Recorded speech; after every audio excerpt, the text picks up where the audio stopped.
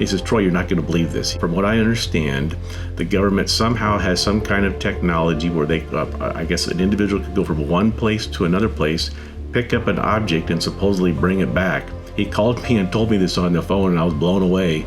We're talking about the Ingersoll Lockwood book Trilogy with the Barron Trump Chronicles, and that is really where a lot of this whole time travel connecting to your story is with this. So, Troy, tell us a little bit about your understanding of time travel. Yeah, so in these 1890 novels by Ingersoll Lockwood, the Barron Trump collection, the little boy Barron Trump lives in Castle Trump on Fifth Avenue in New York City, where Trump Tower now stands today, 130 years later. He's guided by Don, the master of all masters, and they go on time traveling adventures or children's fantasy novels. And so it's really caught the public's attention. This video just last week out got over 2 million views. And so people are curious about this topic of time travel. So there's this very interesting story in the Bible about the Mount of Transfiguration. So as you recall, Jesus is there. He's shining with the glory of God, and then he's joined by Moses and Elijah. And so the question that some Bible scholars have asked is, what did he bring Moses and Elijah from heaven to the Mount of Transfiguration, or did he bring them from the past to 30 AD or so?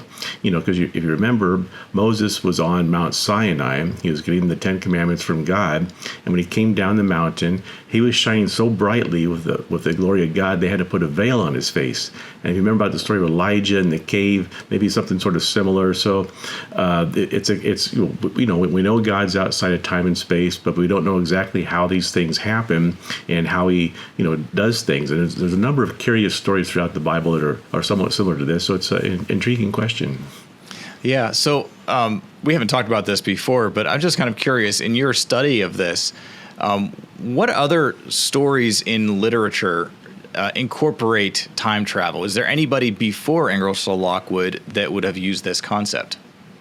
Well, of course, there's a very famous book by H.G. Wells, The Time Traveler. You might have seen some of those movies or read that book when you're a child. So this has been an intriguing topic of interest for quite some time.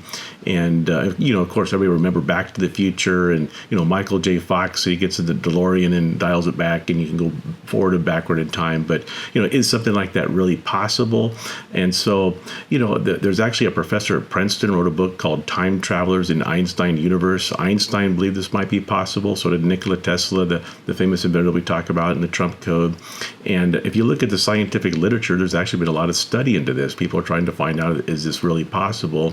And then, in fact, the Sun newspaper, Britain's largest newspaper, they filed a Freedom of Information Act request with the federal government as part of the congressional UAP hearings, these UFO hearings on Capitol Hill. And they fought a 4-year legal fight, and the Defense Intelligence Agency came back, released documents, and said that the government believes time travel may be possible.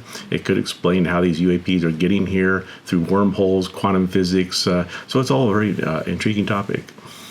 Yeah, it is very interesting because there's so many things that we just don't understand. There's so many oddities that happen in the world, whether it be through potential of portals opening up and other dimensional beings coming through that, or whether it's time travel or interstellar travel, things like that. There's a lot of questions that we have because the world is big, the universe is bigger, and there's so much that we don't know.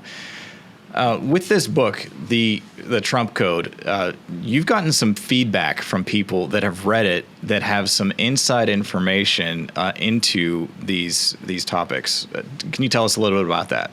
Well, yeah, this is probably one of the most surprising phone calls I've ever gotten. Is a friend of mine who's very reliable, and he's has friends at the CIA and the NSA. He read the Trump Code, and he called me last weekend. He says, "Troy, you're not going to believe this." He goes, from what I understand, the government somehow has some kind of technology where they, I guess, an individual could go from one place to another place, pick up an object, and supposedly bring it back. He called me and told me this on the phone, and I was blown away. I don't know if that's really the case or not, but that's what he said, and it was quite a phone call. So, if that is the case, what do you think the government would be using that for? Well, we do know that the intelligence agencies engage in remote viewing. It seems sort of occultic in nature, where they can, somehow peer, through, I guess, space and spy. there's some kind of spying, intelligence gathering apparatus to this. So, the Bible's full of all these different things about, sorcery and magicians and that kind of thing. And of course, God warns against this. And, so is the government employing some of these tactics? It sounds like they probably are. So that's, could be part of this. I mean, I've heard of, and I've actually watched the documentary Third Eye Spies, which is really explains about the occult, psychic, medium viewers that use those tactics to spy on the enemies. But I know that if there is a counterfeit, then that there is a real. So what do you think God's answer is to these things, or the real versus the counterfeit? Well, yeah, so that's what the devil always does. He has a counterfeit of God's real gifts. So, the Bible tells us there are prophetic gifts, the gifts of discernment, gifts of healing, gifts of faith, all these, gifts of the Spirit. And so, God bestows these gifts to us. And as believers, as we draw close to the Holy Spirit, we can watch the miraculous hand of God in our lives. Throughout the Bible, third of the Bible is prophetic in nature. And God showed all these prophets, from Moses to Elijah to Ezekiel and Isaiah, all the way up to Apostle John. He showed him the future. And Bible scholars tell me that about 2,000 of the Bible's 2,500 prophecies have been fulfilled in exacting detail. So it stands to reason that the rest of these prophecies about the second coming will come true too. So these are the real gifts. And if you draw close to the Lord, you study the Bible, you'll see the miraculous hand of God in your life. And He'll use these different gifts that we have in incredible ways. Yeah.